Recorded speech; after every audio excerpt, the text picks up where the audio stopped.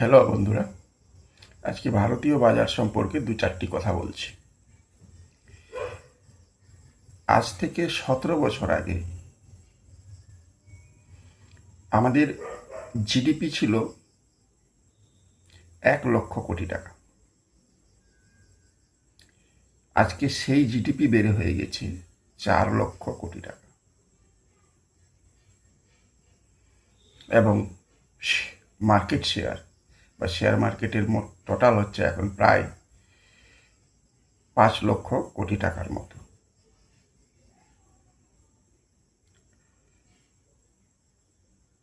সতেরো বছরে জিডিপি 1 কোটি টাকা থেকে 4 কোটি টাকা হয়েছে। আগামী 17 বছরে সেই 4 কোটি টাকাটা বর্তমানে যে আছে আমাদের জিডিপি, সেটা বেড়ে হবে 16 লক্ষ কোটি টাকা।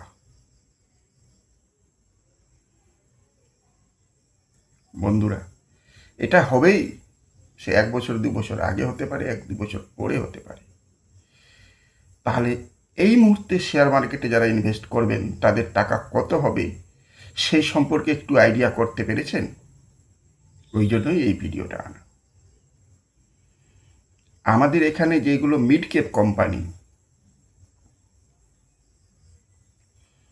যেগুলো মিড ক্যাপ কোম্পানি প্রচণ্ড স্পিডে চলে, আমেরিকায় সেরকম বড় বড় কোম্পানিগুলো এনভিডিয়া, ফেসবুক, গুগল, অ্যামাজন, এইগুলোর স্পিড আমাদের এখানকার মিড ক্যাপের চাইতেও অনেক বেশি। তো অনেকে আছেন যারা আমাদের ইন্ডিয়াতেই ইনভেস্ট করতে চাইছেন, করুন। আমাদের এখানকার মার্কেট ক্যাপ হচ্ছে টোটাল আমি বললাম প্রায়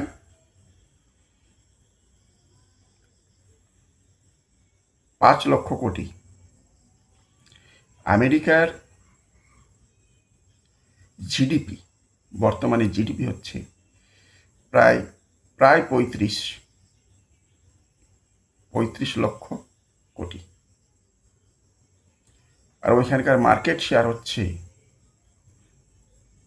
প্রায় 75 লক্ষ কোটি টাকা। বুঝতে পারছেন কিছু? আমেরিকা আমাদের চাইতে কত বড় দেশ, সারা বিশ্বের চাইতে কত বড় দেশ, যেখানে চীনের জিডিপি হচ্ছে এই মুহূর্তে প্রায় প্রায় প্রায় 10 লক্ষ কোটি টাকার মতো, বা 11 কোটি লক্ষ টাকার মতো। সেখানে আমেরিকা হচ্ছে 30 লক্ষ কোটি টাকা, ওর মার্কেট শেয়ার হচ্ছে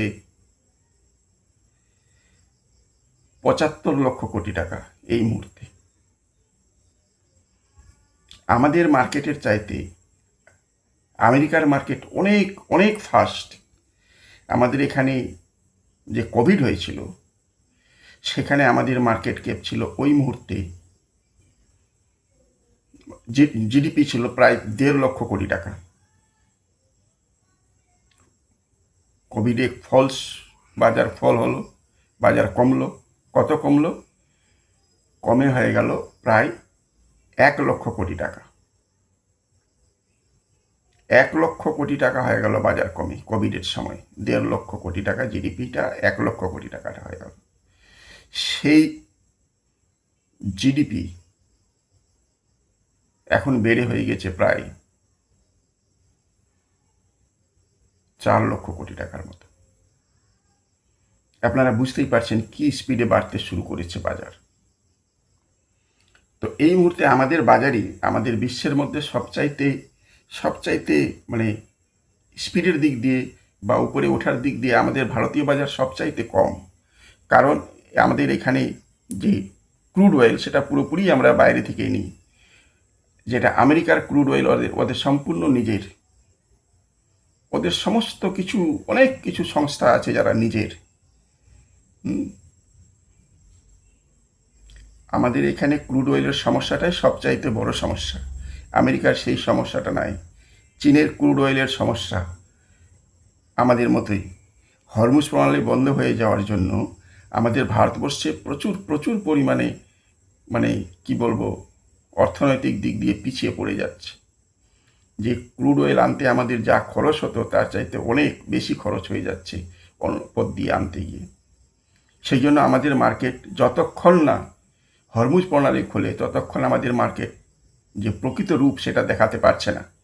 আমাদের মার্কেট দুদিন উঠেছে, ঠিক উঠেছে, কিন্তু এর অর্থ এই না যে মার্কেট উঠতেই থাকবে। এখন মার্কেট আবার পড়তে পারে, পড়ার চান্সটাই 100% বেশি আছে। কারণ আমেরিকার যে প্রেসিডেন্ট ডোনাল্ড ট্রাম্প, তার মন্তব্যের মধ্যে অনেক কিছু মানে ওর মন্তব্যের কোনো ইয়ে নাই, বিশ্বাস করা যাবে না। কখনো বলছে যুদ্ধ শেষ, কখনো বলছে আমরা গুড়িয়ে দিব ইরানকে। এই জন্য ইরান এবং আমেরিকার যুদ্ধ কমপ্লিটলি শেষ না হওয়া পর্যন্ত, হরমুজ প্রণালী না খোলা পর্যন্ত আমাদের শেয়ার মার্কেট সেই স্পিডে যাবে না যেটা স্পিডে আমরা সবাই আশা করি।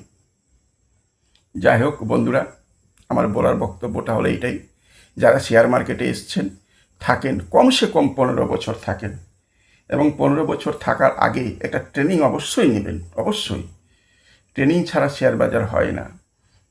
সব সব কিছুরই একটা ট্রেনিং আছে।